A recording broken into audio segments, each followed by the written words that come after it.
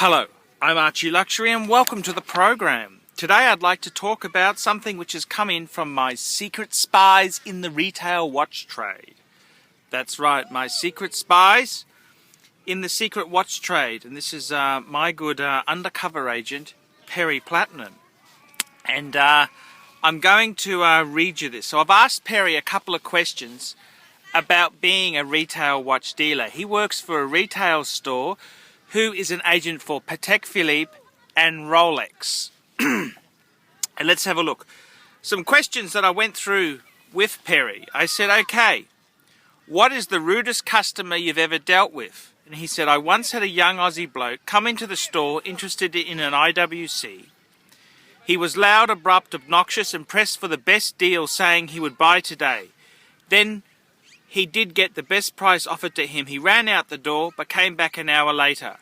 After I was told by the manager that due to him doing this, the deal would be off if he came back. Anyhow, he bought the piece at the best price, which he told me was for a wedding gift for a mate.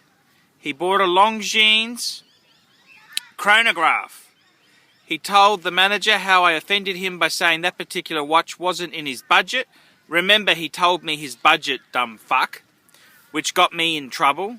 There's more to the story. A few days after he gifted the watch, it stopped running, and the drama he made about not being able to get a brand new one to replace it. Anyhow, we got it fixed pretty smartly through a bit of persuasion from the GM to the watchmaker at Swatch Group, and the slimy fucker ended up walking out with not only his watch repaired, but a lovely watch container for 20 watches.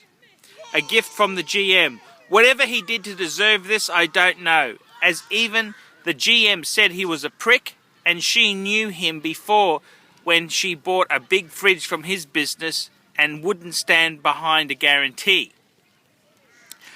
I then said to him, the next question I asked Perry Platinum was, the mystery shopper, did you ever know it was a mystery shopper? This is where an undercover Rolex person or any brand name watch person comes in, pretends to be interested in a watch to see how the store is going with retail sales.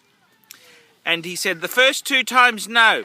A couple of other customers I suspected were mystery shoppers but weren't. The 3rd time I knew, as it was the same lady, and because I remembered her name and the details of her last inquiry, she was so impressed with this report.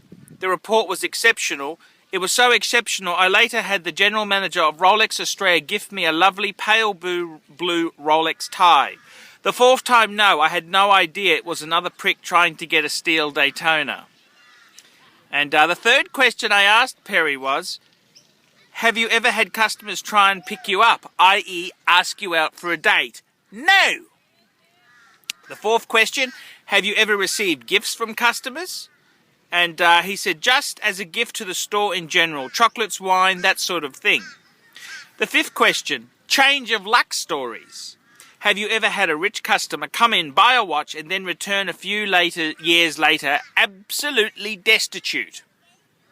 No, but I had a regular customer. He never actually bought from me, but he was a watch aficionado and visited a lot. He bought the Breguet Type 21, then couldn't afford to service it, so stopped wearing it.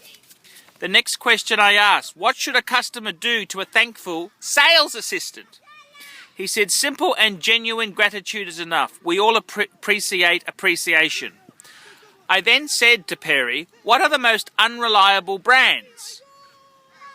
In my experience, Gerard Perregay, definitely Van der Bild, some of the Tag Heuers from the mid-90s. IWC has been for a few a bit problematic. I'm dealing with one right now, Pilot Double Chronograph.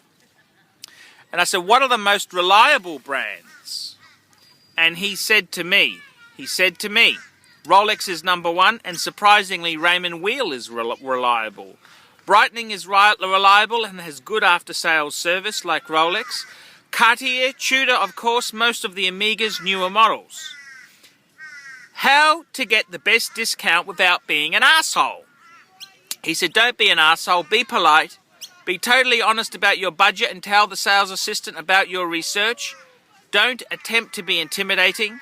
Be serious about buying, especially if the sales assistant needs to involve the manager. Show some gratitude for the effort being made to accommodate you. Number 10. Has anyone tried to return a very expensive watch to the store after a short time, i.e. bought a Rolex and then tried to return it? Buyer's remorse. Yeah, what a fucking drama. The customer bought a watch for his girlfriend, 31mm Rolex perpetual steel fluted bezel, then came next day wanting to exchange it for a different dial and bezel. She nearly cried when we said that we couldn't. Poor boyfriend, he did his very best to choose the right one. There you go. There you go. So there you go. That's the inside goss from Perry Platinum. And yes, he's a cool fucker. So there you go. I'm Archie Luxury, and I hope you've enjoyed this Questions Fired at an Insider's View. See you later.